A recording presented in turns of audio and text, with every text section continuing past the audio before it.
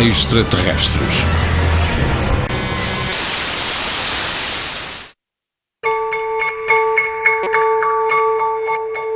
Examinando as teorias físicas da relatividade, da teoria quântica dos campos ou dos universos paralelos, encontramos razões teóricas importantes para considerar a possibilidade de um dia podermos realizar viagens no tempo.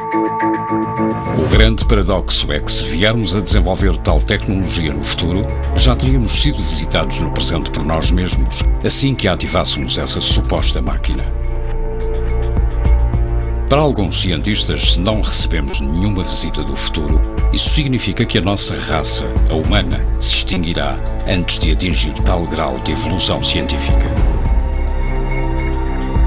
Mas existe outra possibilidade, a de que essas viagens no espaço-tempo já se teriam realizado e que já tínhamos sido visitados pelos nossos irmãos do futuro. Se assim foi, quando vieram? Existe uma relação entre essas possíveis viagens no tempo e o que hoje chamamos de extraterrestres? E o mais importante, terão eles deixado algum indício da sua viagem ao passado?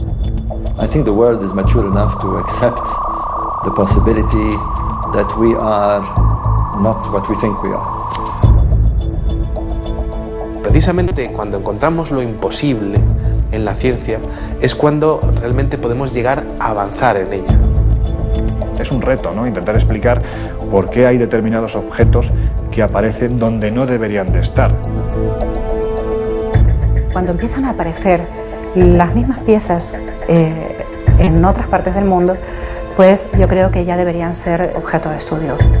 Todas esas cosas nos hacen pensar que tendríamos que revisar nuestra historia, que tal vez no fuimos los primeros con un desarrollo técnico en la Tierra, o que nuestras cronologías están absolutamente desfasadas. Es importante que la revisemos. La historia se va reescribiendo por sí sola con el paso del tiempo.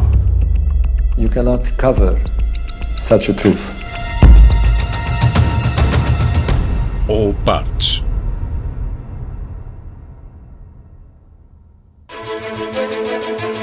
Hieróglifos do século IV a.C., onde se mostra o uso da eletricidade.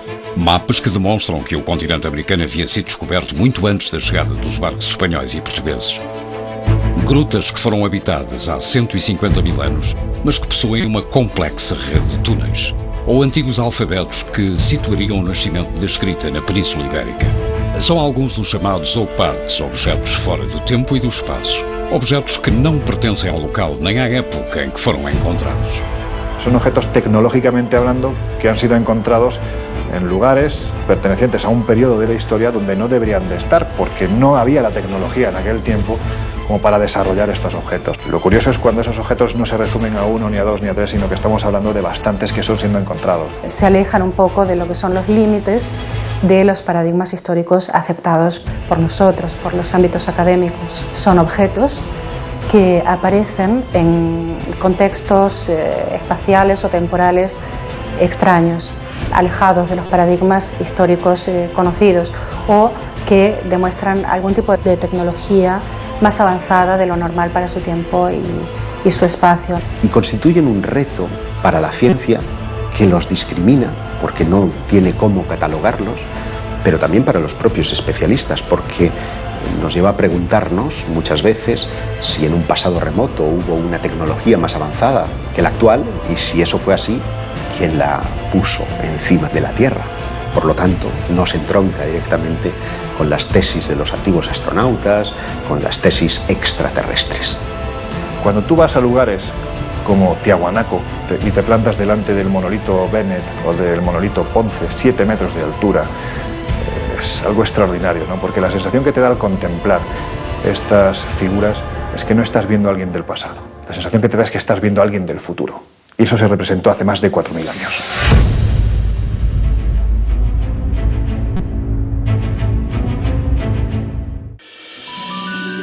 No início da década de 1970, na mina de carvão de Ottosdal, na África do Sul, trabalhou-se sobre um extrato de 2,8 milhões de anos. Os mineiros, todos eles locais, encontraram umas estranhas bolinhas metálicas. A rocha de onde provêm corresponde a uma era em que supostamente não existia nenhum tipo de vida inteligente.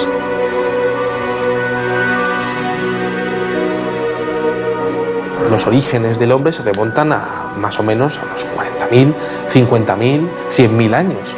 Estamos hablando de una cantidad de tiempo lo suficientemente importante como para desestimar cualquier tipo de intervención humana en su proceso de creación. Me parece delirante la cronología, porque es que la cronología que tienen no existía ni el primer continente conocido por nosotros, que es de hace 1.100 millones de años, me parece. Y esto está datado en estratos geológicos anteriores, incluso de 2.800 millones de años.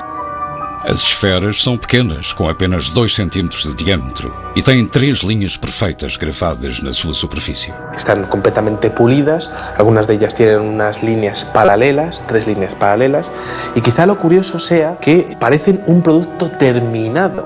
El problema es quién estaba manufacturando productos hace 3 millones de años. No son naturales. La naturaleza hace formas muy caprichosas, pero aquellos surcos así, para mí esos surcos no son naturales, son hechos por alguien. Michael Cremo e Richard Thompson, que as analisaram em laboratório, chegaram à conclusão de que não podiam ser de origem natural. O seu exterior era formado por uma liga de aço e níquel impossível de encontrar na natureza. Eram linhas extremamente perfeitas e o seu interior parecia estar oco. En el momento en que hicieron un análisis por rayos X empezaron a encontrar con que el núcleo de las esferas tenía peso negativo o densidad negativa. Así que eso es antimateria.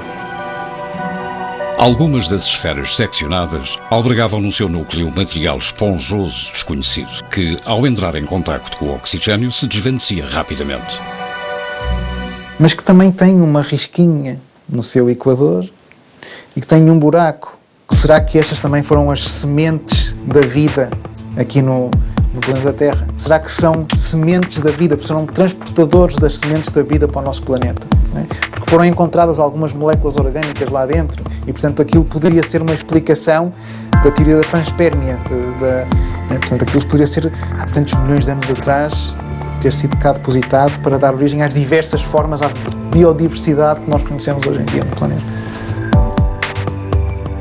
O Instituto Espacial da Califórnia, depois de várias análises, declarou: o equilíbrio é tão perfeito que excede as nossas atuais tecnologias de medição.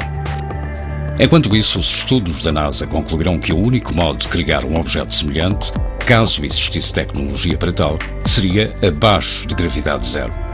Apesar dos dados obtidos, as esferas da África do Sul nunca foram consideradas como objeto de estudo pela ciência mais clássica e ortodoxa. Para esta classe, trata-se de um simples capricho da natureza. Curiosamente, sendo esse o caso, estaríamos perante o primeiro caso em que a comunidade científica afirma que a natureza gerou formas perfeitas. Todos los grandes descubrimientos de la humanidad parecen tener algún tipo de relación con quienes nos visitan. Sin ir más lejos, parecen intervenir en el descubrimiento de la Hispaniola, en el descubrimiento de América, porque cuando Colón, la noche antes de ese 12 de octubre de 1492, está surcando las aguas, refleja en su libro de bitácora que unas extrañas luces están por encima de las velas de su embarcación. ¿Qué podían ser sino objetos no identificados? Si tú te vas al archivo de Indias, tienes muchas crónicas, especialmente las más interesantes son las de Pedro Cieza de León, que fue el que acompañó a Pizarro durante toda la conquista. Y ahí tienes historias rayanas con lo ufológico, o por lo menos que a día de hoy, en nuestro siglo XXI, seguramente más de uno interpretaría con la aparición de un objeto luminoso en los cielos, ¿no? Por ejemplo, cuando Pedro Cieza de León es el primero que describe en el desierto de Nazca hay unas extrañas líneas que los nativos van allí para venerar, para adorar. Pero lo que es curioso es cuando Pedro Cieza de León se sube a una de las lomas donde mejor se ve alguna de las figuras y asegura que los nativos y él empiezan a observar una serie de soles que se mueven en los cielos. Es decir, hay algo en el cielo que no es un solo sol, sino que hay más que se están moviendo y que parecen estar jugando alrededor de ese enigma tan maravilloso y tan descomunal como son las líneas de Nazca. Y esto está escrito en las crónicas de Indias, ¿no? Por lo tanto, parto de la idea de que en aquel momento, más que alucinaciones, pues algo deberían de estar viendo. Y ese algo, como decía Cieza de León, eran soles que se movían en el cielo.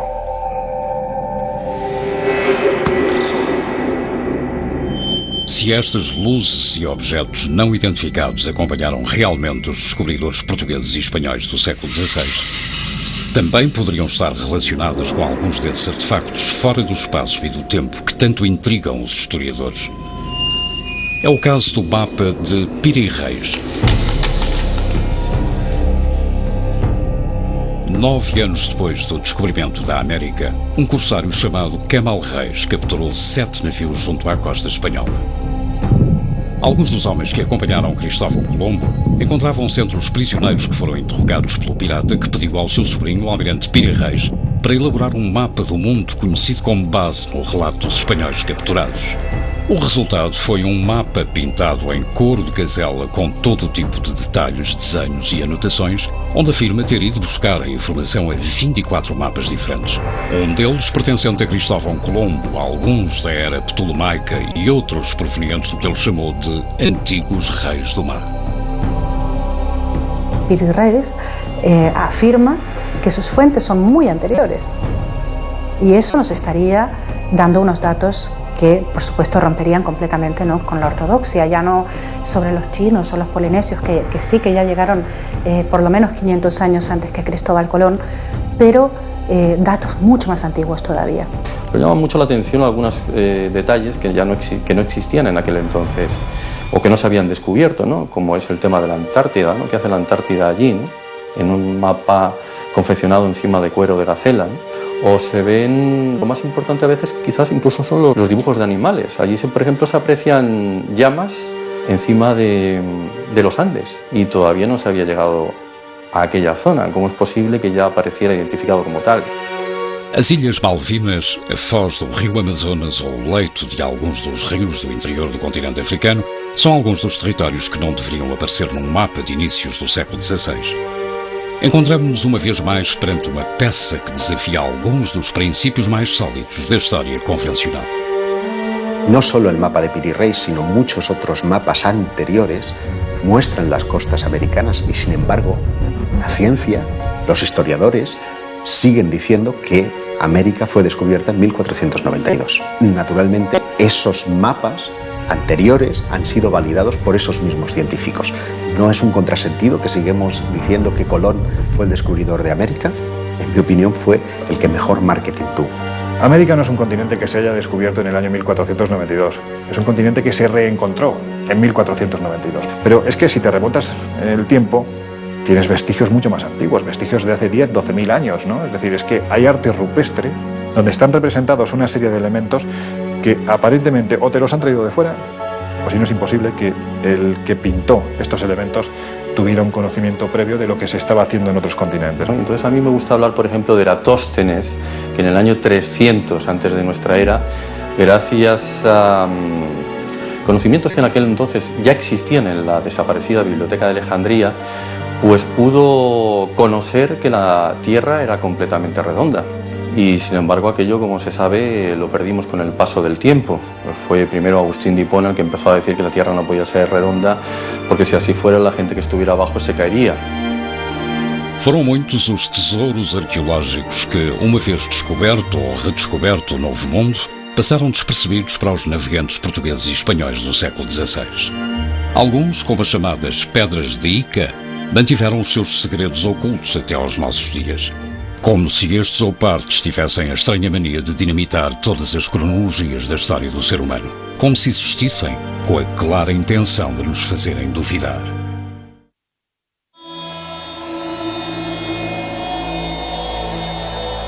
Quizá otro de los oparts más interesantes de la historia venga de las piedras de Ica. Estos son unas piedras, unos cantos rodados que están marcados, que están pulidos, perfectamente pulidos, y que tienen unos extraños dibujos en su interior. Esas piedras están mostrando diferentes estados del desarrollo de diferentes dinosaurios. Están exponiendo conocimientos muy exhaustivos sobre operaciones prácticamente a corazón abierto. De grandes dinosaurios que están siendo cazados por los hombres de aquella época. Triceratops o plesiosaurios en esas piedras. Entonces, ¿cómo conocían la existencia de esos monstruos si es que no los habían visto en algún momento, ¿no? Están mostrando a una auténtica batalla entre seres humanos y dinosaurios, algo que es imposible de pensar para la ciencia actual. La historia que se cuenta en esas piedras de Ica es prácticamente ciencia ficción. Foram descobertas no Peru em 1966 pelo Dr. Cabrera, homem de ciências, que rapidamente percebeu que as cenas que continham não podiam ter sido descritas por uma cultura anterior aos descobrimentos. A maior coleção dessas pedras, mais de 300, encontra-se atualmente em Barcelona. Transfusões de sangue, transplante de órgãos, lentes e até telescópios.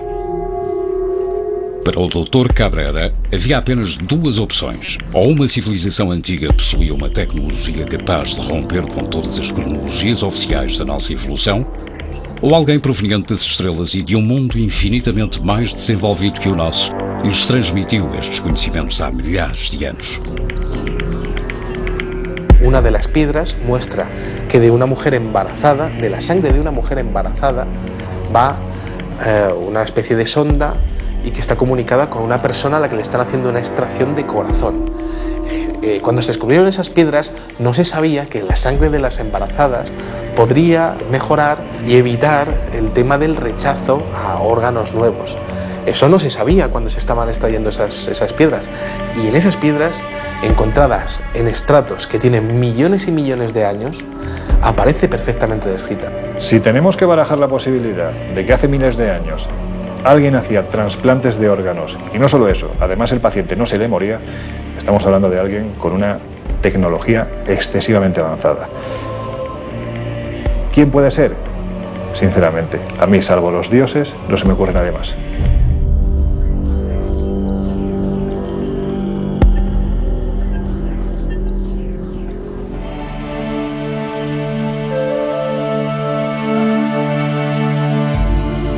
No início do século XX, descobriu-se o mecanismo de Antikythera, dos poucos partes reconhecidos e validados pela comunidade científica internacional.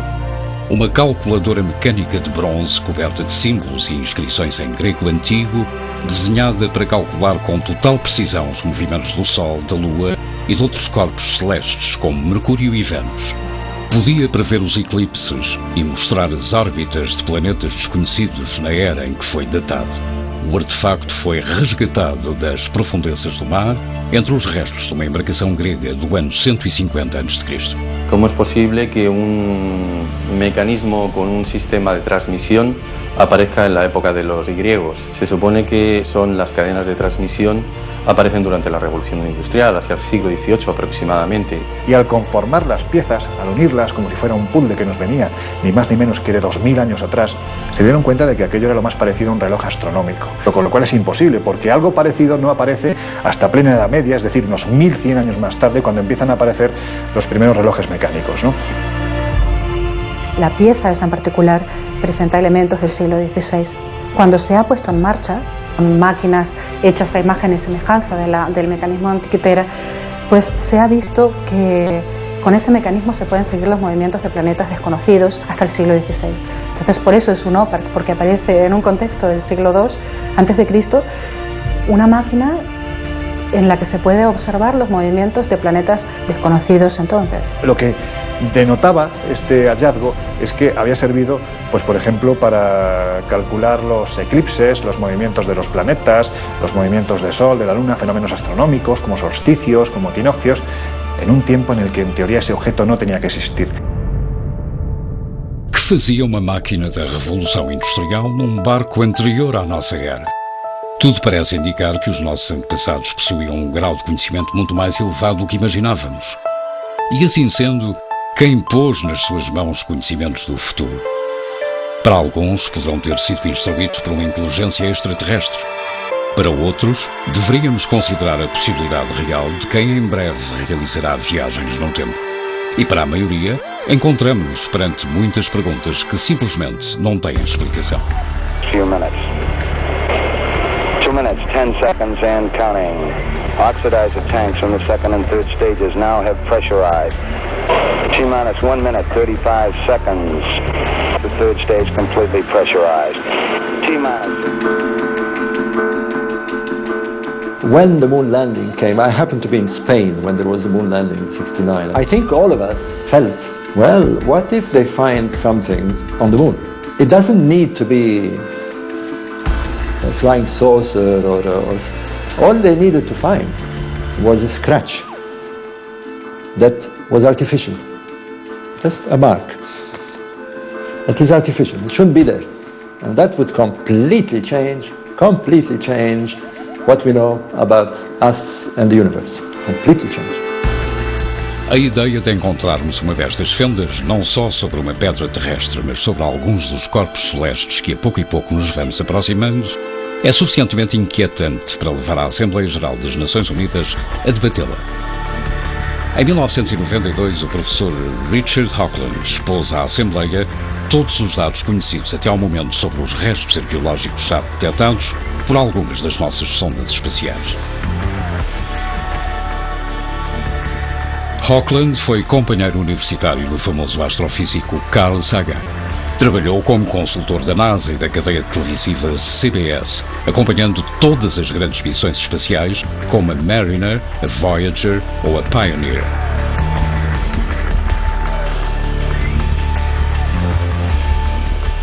Mas foi a missão Viking que fotografou sobre Marte uma série de formações rochosas muito semelhantes ao rosto humano e o que pareciam ser as ruínas de uma antiga civilização, junto a uma gigantesca pirâmide, o que levou Hoagland a especializar-se nesta nova modalidade da arqueologia.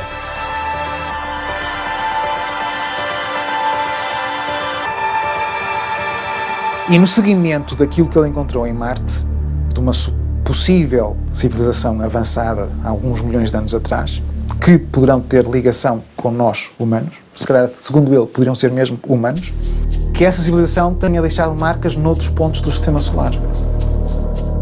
Achou interessante o facto de a NASA e a ESA terem se debruçado sobre o estudo de um determinado asteroide ao largo de Marte, o asteroide Heinz, que tem uma forma semelhante a um diamante e que, enfim, por todas as características, pelo facto de também parecer ser oco, pelo facto de a ressonância mostrar que até se calhar podia ter ali uns corredores pelo meio, que, enfim, a fisionomia daquele objeto poderia estar a supor que seria artificial.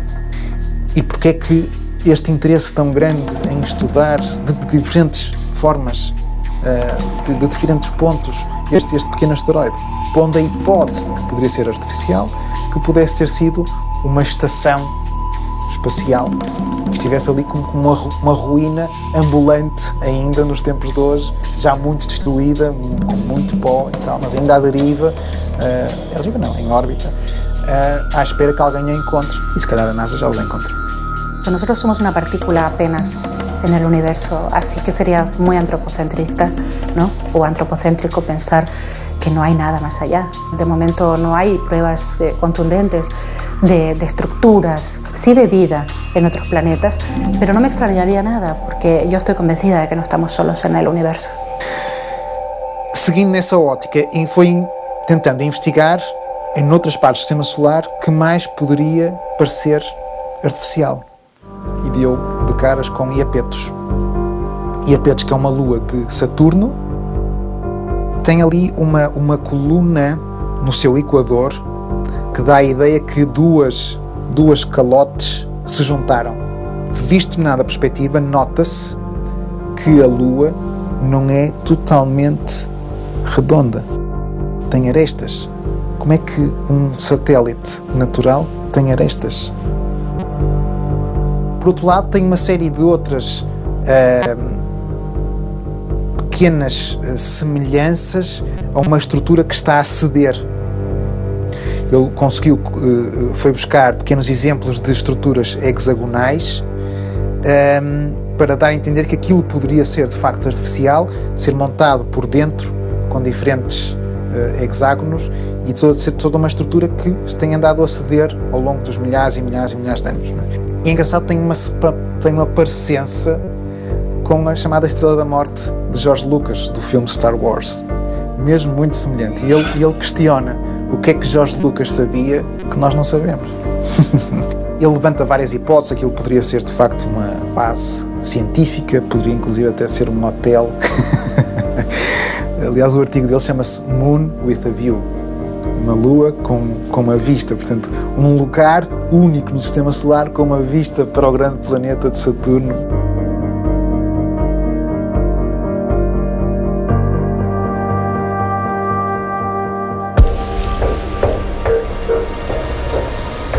Onde está escrito quem somos? Ou melhor, onde está escrito quem fomos? É possível que ainda não tenhamos encontrado a derradeira peça arqueológica, mas dá a sensação de que quanto mais escavamos e remochemos o nosso passado, más preguntas desenterramos. Está admitido que el nacimiento de la escritura está en torno al 3500 a.C. en la región de Mesopotamia. Pero, sin embargo, algunos hallazgos inquietantes hacen preguntarnos y cuestionarnos si esa datación es fidedigna.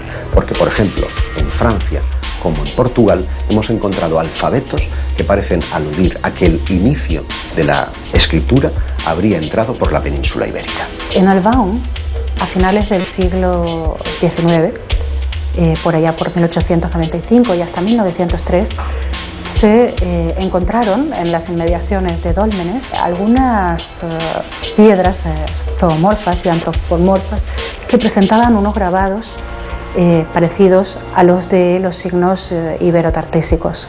Com figuras antropomórficas, zoomórficas, representando animais, pessoas, mas também, e sobretudo o que mais interessa, de facto um conjunto de inscrições muito próximas de um alfabeto. Por el contexto en el que fueron encontrados, porque esto sí que fue encontrado en un contexto arqueológico, y parecían tener casi 6.000 años, o sea, las dataron en el 4000 a.C.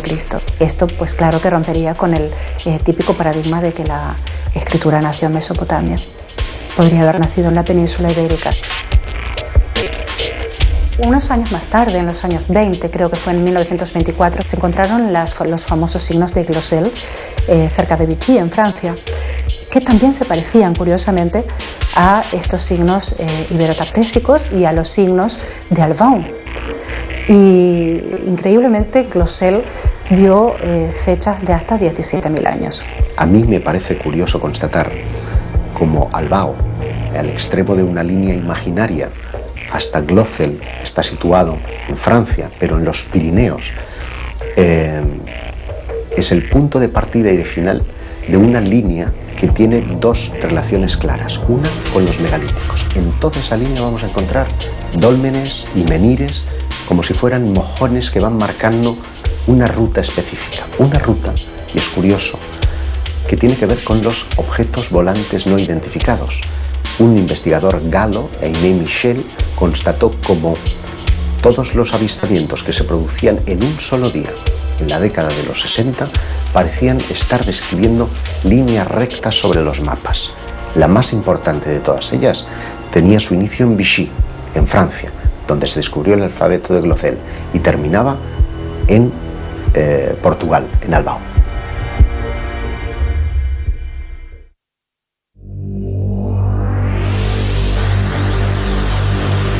Uno de los oparts más interesantes es un tornillo que encontraron en una región de Rusia. Encontraron unas piedras que tenían 300 millones de años. De repente apareció un extraño fósil de lo que parecería ser un tornillo. Claro, ¿quién estaba hace 300 millones de años manufacturando un tornillo de tales características? Ese tornillo tenía 2 centímetros de dimensiones.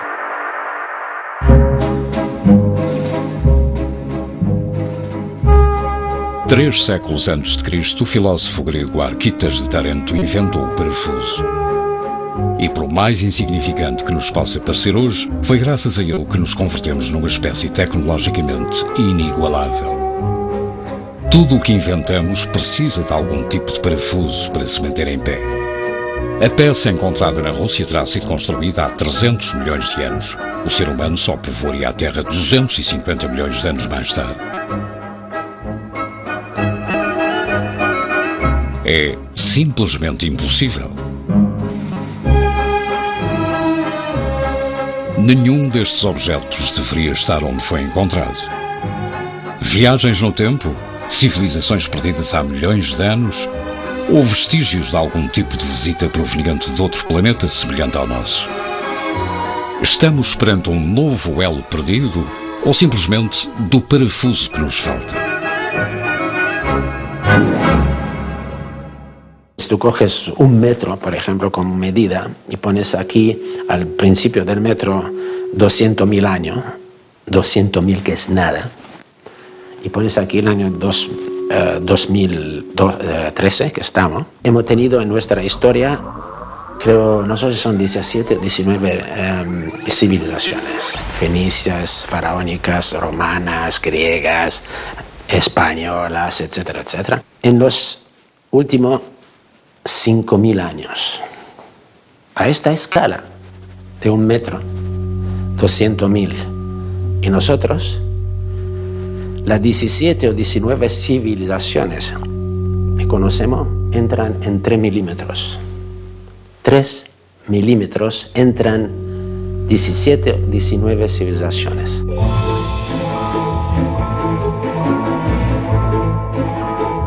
No início do século passado, generalizou-se a crença de que o ser humano já tinha inventado tudo o que se podia inventar.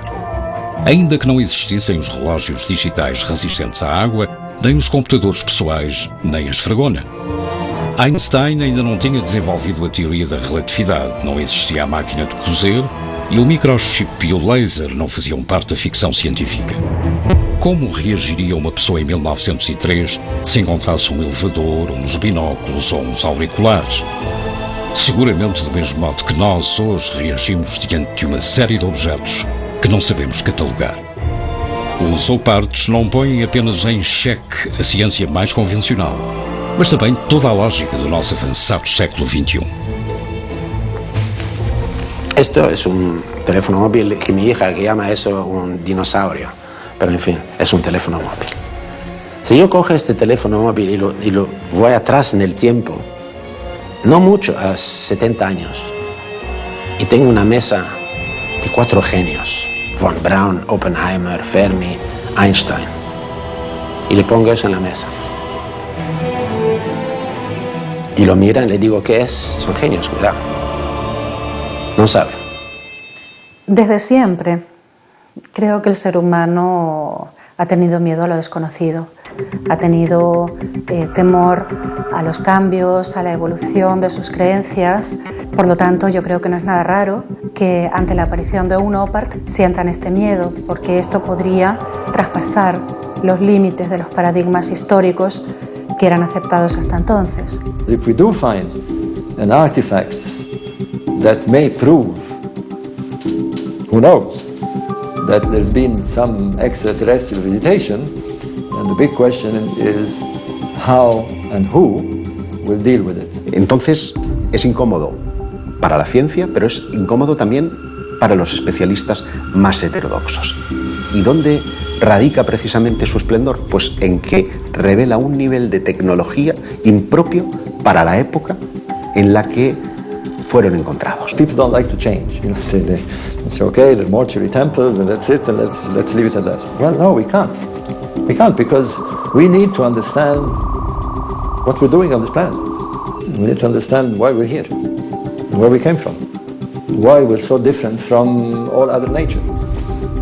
And if it leads us to something else, if it leads us to some other connection, why not? Why not? We may have connections with the cosmos.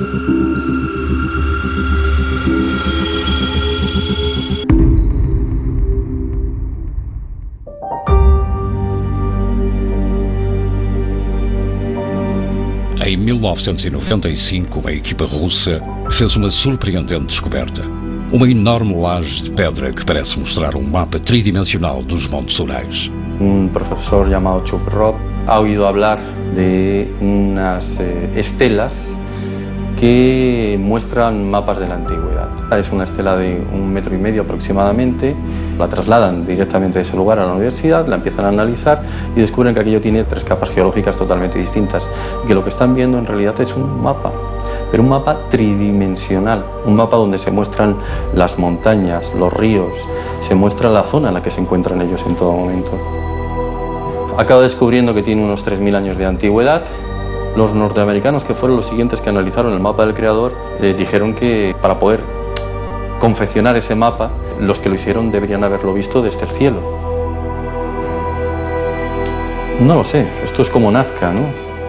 ¿Realmente se necesita llegar hasta el cielo para realizar una serie de figuras en el suelo? ¿Quién sabe, no?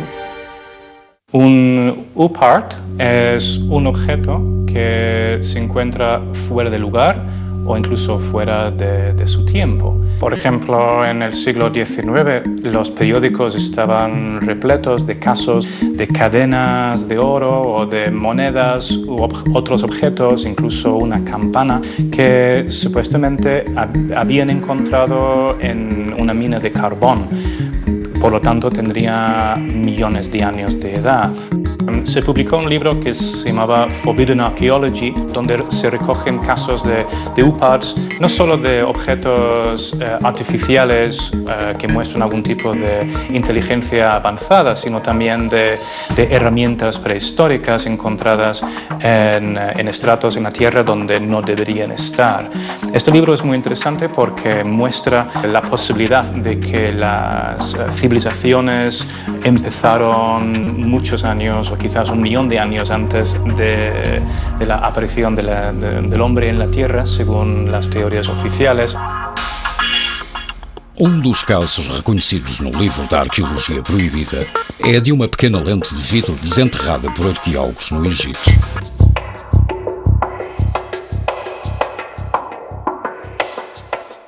Se han hecho estudios microscópicos de esta lente y presentaba en sus extremos restos de metal, como si la pieza hubiera estado engarzada en algún tipo de montura metálica para algún tipo de instrumento de observación de los cuerpos celestes, por ejemplo. Bueno, es bien sabido que ya los antiguos pues estaban muy interesados en la observación astronómica. Prácticamente casi todos los aspectos de su vida se regían en torno a estos conocimientos. A mí no me extrañaría nada que hubieran creado algún tipo de mecanismo para una mejor observación del cosmos. El problema es que parece ser que para conseguir este material se necesitaba un punto de fusión que en el momento no se podía conseguir. O ponto de fusão necessário para criar uma destas lentes só poderia obter-se com a ajuda da eletricidade. Mas, como sabemos, os egípcios não conheciam a eletricidade.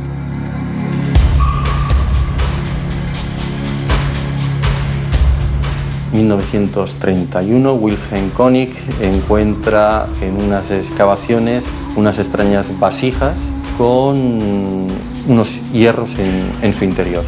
Lo primero que observas es que es una vasija que contiene hierro y cobre. En el año 2000 se empezaron a hacer pruebas y se dieron cuenta de que se trataba de una pila antigua.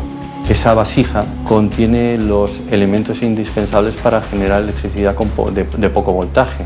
Nos da un voltaje ínfimo, un voltaje muy pequeño. Lo que pasa es que ese tipo de pilas, si las unes en serie, el voltaje ya evidentemente se acentúa, es decir, vamos sumando. Para muchos es considerado la primera pila eléctrica de la historia. Se supone que fue Volta, en el año 1800, el primero que nos mostró una pila moderna, ¿no?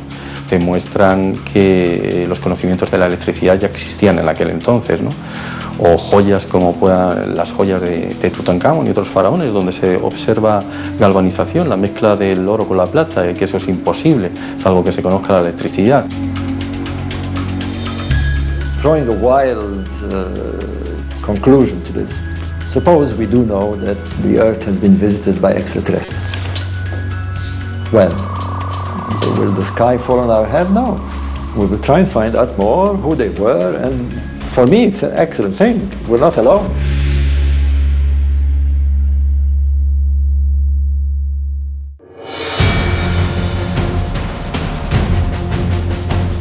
Descobertas arqueológicas provenientes do passado que só poderiam ser construídas no futuro. Mapas, textos, artefactos estranhos que nos falam de peças impossíveis de encaixar nos livros de história. Encontrar-nos-emos perante as possíveis evidências de que a nossa tecnologia nos fará viajar no tempo? Terá alguém entre nós povoado este mesmo planeta? Ou simplesmente passaram por aqui de visita?